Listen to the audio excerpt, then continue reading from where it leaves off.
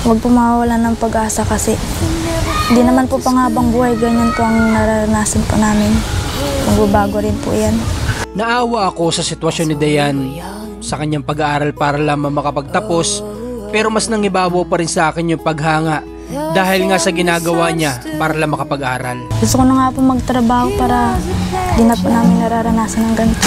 Handang isakripisyo ang lahat para lamang mabuhay ang kanyang mahal na pamilya. Kaunti man po ang kita dito sa pagpapawid, di man po makakabili ng gamit namin. Pero gusto mo talaga magtrabaho? Gusto ko po ako na lang po magbili ng gamit namin pa sa susunod na pasukan. Napaka-matured ng kanyang pag-iisip sa murang edad. Inaanuhan ko na lang po sila na huwag na lang po mag-away kasi wala man po mapapala po ang away. Dapat palagi na lang po kami magtulungan kung anong gagawin namin. At sa pagbisita nga namin ngayon ay sinubukan ko ang kanyang ginagawa. Ngunit ganito pala ito. Parang mahirap yata ito din. Kaya ngayon ay mas nauunawaan ko na kung gaano kahirap ang kanyang ginagawa. Ang bilis lang din pala lumaki ng baboy, ano? Nakakatuwa din dahil yung binigay nating munting negosyo sa kanila, ngayon ay nag-growing up na. Guys, welcome back po dito sa ating platform, sa ating Facebook page, sa ating YouTube channel. Muli, nagpapasalamat ako sa lahat ng patuloy na nanonood sa ating Facebook page. Road to 1 million followers na tayo dyan. Kaya maraming salamat sa suporta nyo binibigay. Maging dito po sa ating YouTube channel, salamat kasi kahit paano mabagal man, at least umuusad po tayo. Kahit paano dumadami tayo.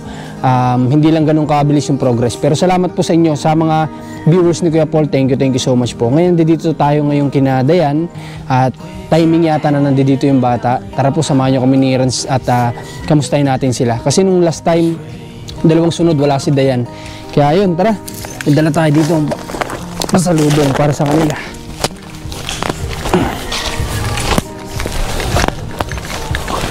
Buti na lang po hindi pa pumatak yung ulan kanina habang nagbabiyahe kami ni Rans. Kasi alam niyo naman na nabanggit ko na dati na may kalayuan po dito kina Dayan. Kaya ang tagal ng biyahe namin pero awa ng Diyos hindi umulan.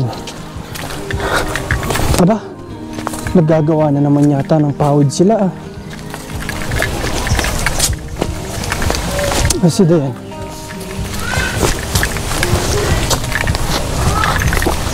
Ay, hindi ito naggagawa. Hey Darwin! Oo. Kamusta ho? Ito po, maganda. Akala ko maganda ka na. Kaya tayo, nadala akong sasakong bigas. Lagyan natin sa inyo. Sige. Saan ko pwede ilagay? Dito na lang? Oh.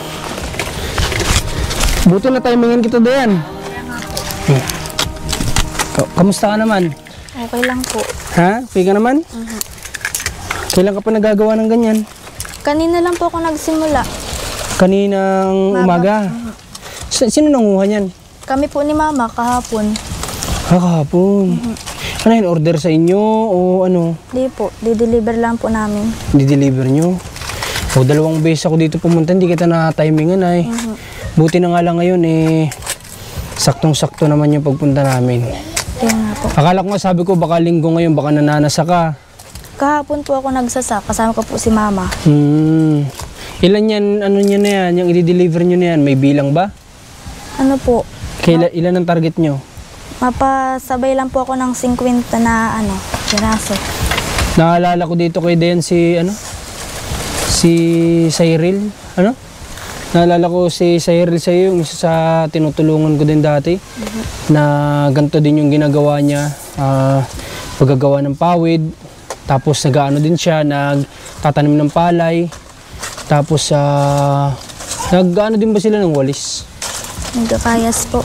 Parang ano lang yata, pawid pero may isa pa siyang ginagawa din, nagtatanim ng pinya.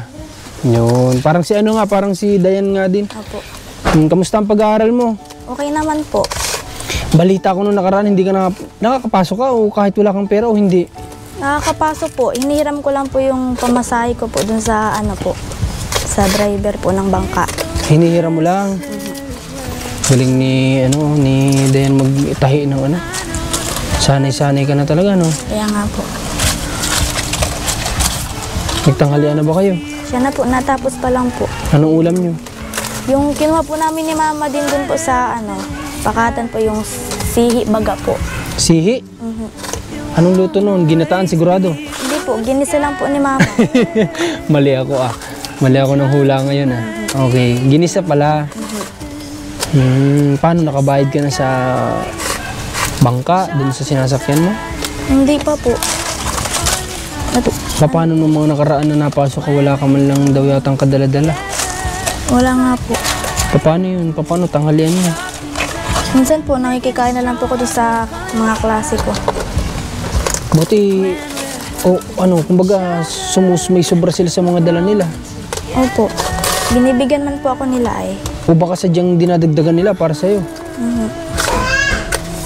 Grabe, galing din po pag maswerte ka pag may mga kaibigan ka na ganyan, kapag nag-aaral ka yung uunawaan nila yung sitwasyon mo, hindi ka nila bubulihin, hindi ka nila ida-down, bagkus ay tutulungan ka pa nila, di ba?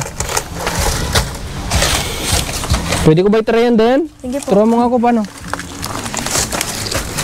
Turo mo ako. Pag ganito tapos, ilan ang kailangan kong ilagay? Kung ilan pong kaya po ng nyo, kamay. Ng kamay. Dapat ba ganyan? Ganyan. Tatlo lang. Wait lang. Parang mahirap yata ito din Mahirap nga po. Hindi pala ito basta-basta. Pagpapantay ko pa lang dito, wala na. Opo. Ay, grabe. Tapos, ililiko ko ganun. Aha. Hala ka dyan, Rans. Wala, ang hirap. Hindi pala ito basta-basta. Naku, baka ma-reject na yan takot ako, baka ma-reject. Ikaw nang bahala,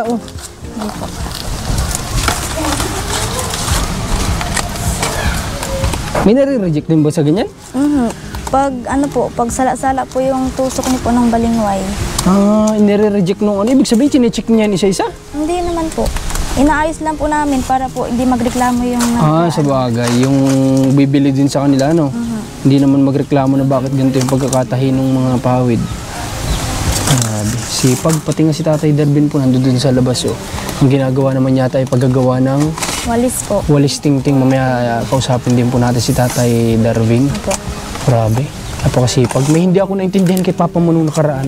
Alin po? Upo ka muna dito din. Halika muna. Hindi ko naintindihan nung nakaraan na si Papa mo pala pag minsan nung gagawing walis, umakyat siya o ano? Umakyat po. Nag-akyat nga po ulit si Papa kanina at nagkuha po ng walisin. Paano siya nakakakyat din? Kinakapan niya lang? Inakay lang po siya ni Mama dun sa puno, tas nakakit. Akyatin na niya. Grabe, kakatakot yung ginagawa ni Tatay Darwin na yan. Tapos paano yun? Paano ilalaglag yung mga palapa? Paano? Pagkataga po ni Papa, inaano na po ng paa na. Ay, tinutulak niya, ganon. Kumbaga ikakapain niya muna, tapos tatagain niya yun. Tapos siya kanya tutulak ng paa. Grabe, kakabilib to si Tatay Darwin. Sa totoo lang, napansin ko kay Papa mo. May napansin ka ba kay Papa mo? Parang medyo pumayat si Papa mo. Payat na nga po siya. Parang pumayat, Nung unang punta ko dito, medyo maano pa yung pisngi ng Papa mo Medyo mabintog pa yung pisngi ng Papa mo. Kaya nga po. Pero kahit na ganun din, hindi ka naman pinanghinaan ng loob. Hindi naman po. Lagi lang po ako nag-pray po kay God. May alam mo ba nung nalaman ko yung ano mo na yun, naawa talaga kami sa iyo kasi nga pumapasok ka na wala ka man lang nising ko. Tapos para lang makapasok, inuutang mo na lang pala yung pamasahe sa bangka. No? Sa school ba, paano ba kami sa'yo makakatulong dayan? Kasi gusto ko naming matulungan sana May nalaman pa ako, parang plano mo yatang magtrabaho ngayong bakasyon. Saan mo ba gusto magtrabaho? Doon po sana sa inanuhan nila ni Mama, kaso hindi naman na po ata pwede doon at mga kamag-anakan lang daw po pwede. Ay, doon? Pero gusto mo talaga magtrabaho? Gusto ko po ako na lang po magbili ng gamit namin sa susunod na pasukan. Para pala ito si Commander, mga bayan. Ganito din si Commander, yung kwento niya sa akin noon kapag ganyang bakasyon, magtatrabaho para hindi na iasa sa magulang yung mga gamit. Paano kung hindi ka naman makakapasok doon? Saan ka papasok? Maghahanap na lang po ng iba. wala man pong magagawa eh. Kaunti man po ang kita dito sa pagpapawid, di man po makakabili ng gamit namin. Konti ba? Hindi makakasapat? Kung dito ka magpo-focus, hindi sapat? Kulang pa po sa pambili po naming pagkain. Alam mo din, awa din ako sa kwento ng papa mo noong nakaraan na ikaw pala yung nagsisayang dito tapos nagtatanong ka daw kung may bigas pa, ganyan. Kaya nga po, Tapos nagpawid ka daw para pangbaon po. pambaon mo. Nahihirapan ka na ba Dayan? Nahirapan na po ako. Gusto ko na nga po magtrabaho para di na po namin nararanasan ng ganito.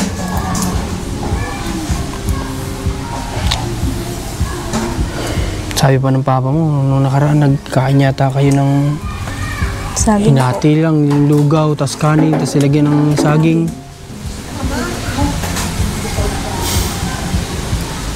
Mahirap na sitwasyon nyo din, sa totoo lang. Naawa ako sa inyo kasi ang dami niyong magkakapatid, tapos yung papa niyo nagkaganyan.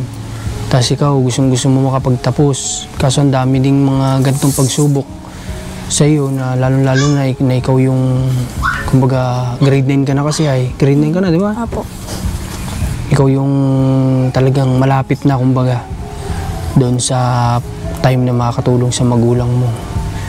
Anong gusto sumagi sa isip mo sana na magtrabaho na lang at di na mag-aral, ganun? opo. Yun po lagi iniisip ko. Kasi mahirapan man po sa akin si mama magparat. Wala man po siyang trabaho.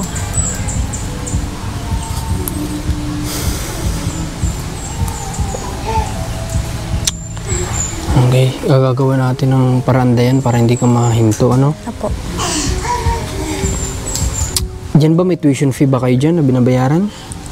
wala po. Wala naman kasi public. Yung ano lang po, yung may binabayaran din po dyan ngayon. Yung sa ano. Si mama po nakakaalam niya na yung bayaran po sa school namin. Na 750 po kagaya isang taon. Kada taon 750 pesos. Tapos ano lang yung madalas na mga binabayaran nyo? Yung mga ambagan po sa school, Mga exams. Sa exams ba may binabayaran? Wala naman. wala naman. Miscellaneous fee, walang ganun. Ganun po. Sa ano po. Ayun na yung sinasabi mong tumototal ng 700 plus? Ano Apo. ba yun? Okay. Tapos the rest, ang kailangan mo lang talaga yung pamasahe sa bangka. Tapos siyempre pangkain mo habang nag-aaral. Ano? Sige diyan, ganito. Titingnan namin kung ano yung magagawa namin sa pag-aaral mo. Kasi yan dapat yung focus natin, yung makapagtapos ka, no? Ng pag-aaral. Ha?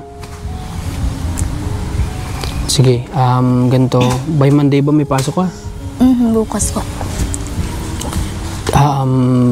Tuwing anong oras ka nandito? Ano po? Bukas po. Maga po kasi kami naalis dito ay, tapos hapon na po kami nauwi. Hapon na, mga anong oras sa hapon? Mag-alas 5 po. Nag-alasing ko. Kaya pa naman siguro namin. Ano? Bukas, babalitaan kita, babalik ako dito. Ha? Para magkausap tayo, ha? Kusapin kita, ha? May ano ka ba? Nasaan ang ano mo, card mo? Hindi pa po namin nakukuha. Hindi pa po nagpapamiting yung ano po namin, advisor. Pero kamusta naman ang grades mo? Okay naman po. Ikaw ba din? Di ba kailangan cellphone lagi kapag ganyan? Paano ka gaano? Natanong lang po ko dun sa mga klase ko. Tapos minsan po nagpapa-research na lang po ako dun sa may mga cellphone po na kasabay ko sa bangka. Nagpapa-research ka na lang. Opo. Ang hirap po ng ano nito ni Dayan. Wala din kasi siyang gamit man lang na cellphone kasi nga alam niyo naman sa panahon nga ngayon, paulit-ulit ko ito sinasabi ay cellphone na yung kailangan ng mga estudyante para hindi panlaro, kumbaga kailangan kasi nilang active din sila dun sa group, di ba? Kasi doon madalas isinisend kung ano yung mga kailangang ibigay, anong kailangan i-comply, mga ganyan. So, siyempre kapag wala si Dayan dun sa group, hindi niya malalaman yung mga ganong bagay, paano niya maiko-comply yun, di ba? Pero ang hirap ng sitwasyon mo din na kumbaga nag-aaral ka tapos ang dami ding may mga kakulangan din kasi sa'yo, no? Kagaya nga noon, ang una cellphone. Tapos yung pang-allowance nga niya sa bangka, magkano ba binabayaran mo sa bangka, maiba ko? Ano po, 30 po balikan. 15 po ang saan namin sa isang sakay. Isang sakay. Apo. Alam nyo, kahit nga ito si Dayan magkonsumo lang ng ano, ng sabihin lang nating 100 pesos a day, kayang-kaya na Dayan yun, di ba? Ano? Kasi kung 30 pesos, may ano pa siya, may 70 pesos pa, tama ba ako? 2 araw ko nga po ang 100. Ay, 2 araw? 50 lang po ang baon ko sa isang araw. Tingnan nyo na. May maalala na naman tuloy ako dito. Meron tayo dating scholar na binibigyan natin halos 200 a day, kulang pa daw. Tapos hindi pa yun na walang sinasakyan na bangka, may service pa na bisikleta. Pero 200 pesos ay kulang pa. Di ba? Yun ang binibigay namin dati sa kanya pag babaon. So natuwa naman ako kasi yung 50 pesos pala kay Dayan, ano na yun. Dalawang ano na niya, 2 araw na. Paano ka kumakain nun? Babaong ka na lang. Tapos nabili na lang po akong ulam sa kantin. Magkano ulam? Yung asampo lang po. Gulay yun? Minsan po kikiam, ganyan po. Yun na lang inuulam mo. Dayan, may gusto lang ako sa inyo tanong ha. Dito sa nararanasan nyo ngayon sa buhay ninyo, Dayan, ano yung natututunan mo? Ano po, huwag po mawawalan ng pag-asa kasi hindi naman po panghabang buhay, ganyan po ang nararanasan po namin. Magbabago rin po yan. Tama yun. Kaya, Diyon, nakasalala yung pagbabago na yun sa inyong mga anak, no? Kaya magsumikap lang kayo. Kahit na ganitong hirap yung dinadanas ninyo, bandang huli, may aanihin naman kayo niyan. Basta magsipag lang kayo, no? Tapos nalaman ko pa, naglakad kayo pa daw doon ng malayo para lang makasakay ka ng bangka. Opo, yung nagawa po kami ng video sa MAPI po namin. Gano'ng kalayo nilakad mo? Ano po, mga kalating oras man lang po yun. Kalating oras? Ka naglakad? Tapos maputik pa po nun ay. Hindi, layo nga. Ano? Kasi yung kalating oras kapag nilakad mo, malayo na po yun. Grabe. Makapasok lang sa, makapag-practice lang sa school, ano? Sige, Dayan, ganito. May cash pa ako dito.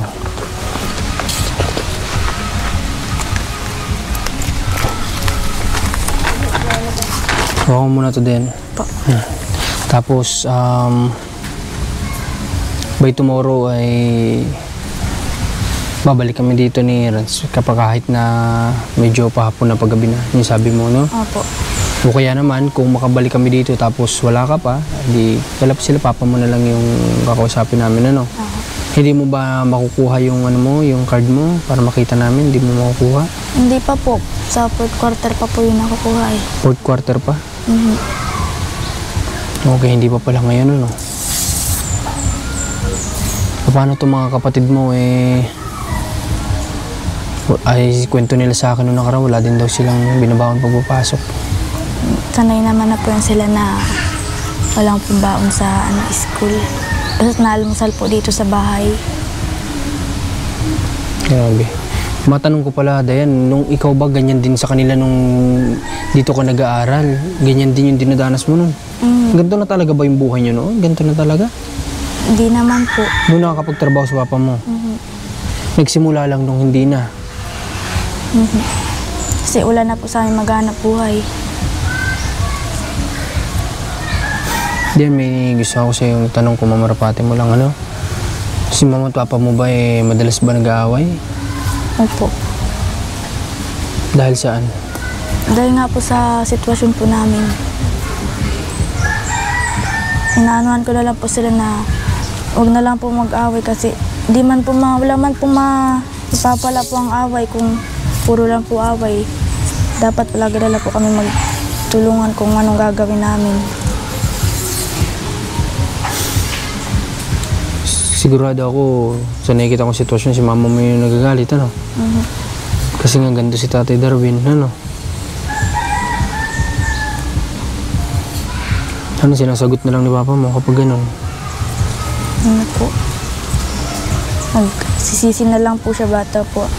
nagkaganyan pa daw po siya sa dami-dami naman daw pong tao na maiigi po ang buhay. Bakit pa daw po siya nadapo ng ganyang sakit?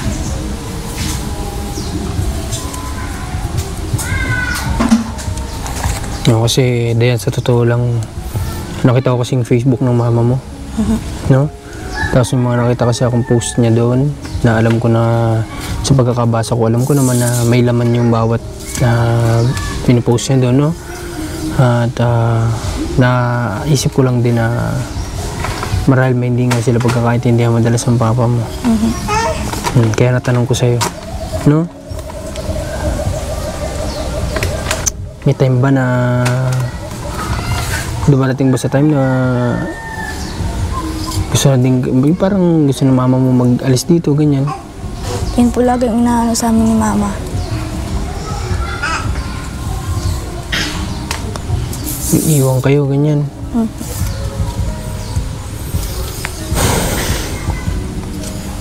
Ganito na nga yung kalagayan nyo. Dapat nga, tama yung sinabi mo, dahil nagtutulungan kayo dito.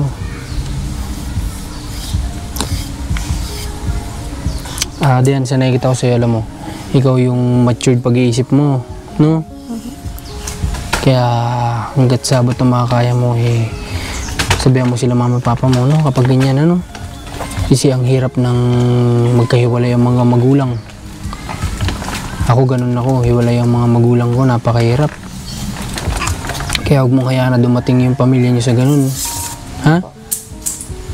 Kahit anong hirap ka mo ng buhay, kaya nga kamo ikaw nagsusumikap para makapagtapos ka at matulungan mo sila. Ha? Apo. Walang kami sa ideyan kasi ganyan nga yung kalagayan mo sa pag-aaral. Ikaw kasi yung malayo yung pinapasukan, buti mga kapatid mo nandito lang. Ikaw yung malayo, ikaw yung talagang grabe yung sakripisyo sa ngayon. Sige. Nay, anong pangalan mo sa Facebook? Joan Silvio po. Joan Silvio? Dalawa pa. Ano yung isa? Marjorie Bravo. Marjorie? Okay. Nakita ko lang kasi yung Facebook mo, Nay. May mga post ka kasi doon. Alam ko may pinagdadaanan kayo ni Tatay Darvin. Ba't, Nay? Napapagod ka na ba, Nay? Ano po, minsan.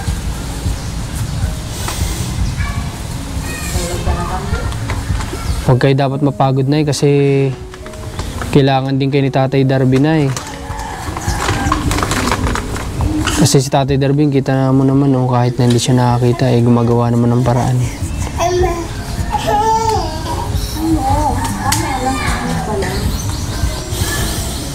So, yun nga, hindi nga tayo nagkamali na may pinagdadaanan nga mag-asawa. Oh, hindi, ano naman yan, kumbaga normal naman, no? Sa mga taong dumadaan sa ganitong sitwasyon ng buhay, normal naman na minsan may pagtatalo, di ba? Kaso nga lang, wag naman sana dumating sa point na yung hiwalayan, ano?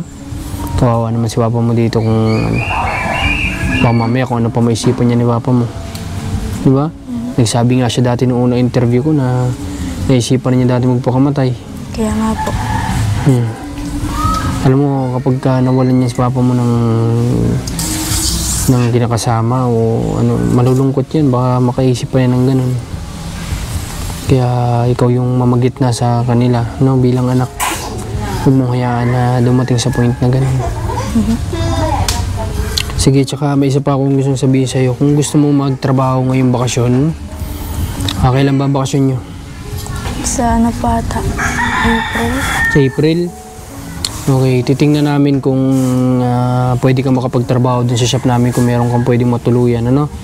Para nang sa ganun ay nandito ka lang din sa Kapalongga na malapit lang naman dito. Almost hour lang naman, ilang oras lang naman yung biyahe, no? Tapos, siyempre, papasahurin ka naman namin ng tama. Tapos, may matututunan ka pa, di ba? Malapit ka pa dito. Kung day off mo, pwede ka dito umuwi, di ba? Gagawin namin yung best namin din para makatulong pa sa inyo, no? Kasi alam ko naman na isa kayo sa nakilala namin na kailangan talaga ng ano din, ng tulong. May gusto kong marinig sa'yo, gusto ko magbigay ka ng sa mga kabataan na kagaya mo. Baka pwede kang magbigay sa kanila ng payo sa buhay, kasi ang daming mga kabataan ngayon na alam mo yun na lubos-lubos yung binibigay sa kanila ng magulang nila pero hindi nila alam pahalagahan. Yung iba nga halos ibigay na ng magulang lahat-lahat pero hindi pa pumapasok. Imbis pumasok kung saan nagtatambay. Ba may gusto kang bigyan mo lang sila ng konting lang para baka mali natin may mga manood sa iyo, mabago nila. Ano po, nasabi ko lang po wag po nilang sayangin yung binibigay ng mga magulang nila sa kanila. Tapos lagi lang po dapat sila magjajaga at isipin po yung hirap sa buhay. Wag puro po sayang nila. Isipin din po nila yung paghihirap ng magulang. Tama yun. Kasi yun nga yung iba, porque hindi pa nila alam kung paano kitain ng pera. Ganun lang nila waldasin yung pera na binibigay ng magulang. Di ba? Si Dayan kasi sa murang edad, ilang taon ka na ulit? 15 po. Sa edad na 15 years old ay siya na yung halos inaasahan ng pamilya niya. Alam na niya kung paano kahirap kitain ng pera. Kaya alam niya kung paano pahalaga ng pera. Kaya alam ko kapag ginawa nating scholar to si Dayan ay alam niya kung paano pahalagaan kung ano man yung tulong na maibibigay natin sa kanya. Di ba? Tama ba ako, Dayan? Apo. Importante dito mga kabayan, ang una-una yung yung edukasyon niya ang kailangan nating unahin, no? Kasi pag napagtapos si Dayan, siya naman yung bahala na magsumika para naman dito sa pamilya niya, di ba? Kamusta yung baboy niyo pala? Okay naman po, medyo malaki na rin po. Malaki-laki na. Minsan nagbabahog ka din doon? Pag may gawa po si mama, ako na lang po nabahog. Paglilinis? Palit-palitan po kami ni mama. Naglilinis ka rin? Mamaya titingnan natin yung baboy ni na Dayan. Pwede ko ba silipin doon ngayon? Pwede naman po. Sumama mo kami? Po. Tara, abalahin ka muna namin. Sige po. Muna natin at mamaya babalikan ko si Tatay Darwin para makausap po din. Tay Darwin, tingnan ko lang yung alaga yung baboy, ha? Pinupunta lang namin dito ni Dayan. Para mga kabayan, silipin natin yung naibigay nating konting puhunan sa kanila sa tulong ng sponsor din.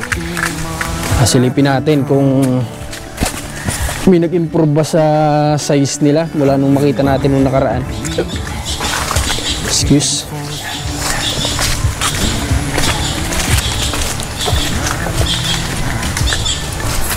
Paano pala din kung minsan pag may project kayo tapos wala kang pambigay, anong ginagawa mo? Sinasabi ko na lang po sa mga naniningil po sa akin na kasunod na lang po ako mabigay pag nakadeliver na po ng pawid. Grabe. Talagang yun ang sinasabi mo. Ibig sabihin, proud si Dayan sa ginagawa niya. Hindi niya ito yung isa ding lesson sa mga kabataan. Huwag niyong ikahihiya kung ano man yung hanap buhay ninyo o pinagkakakitaan nyo. Maging proud kayo. Basta marangal yan.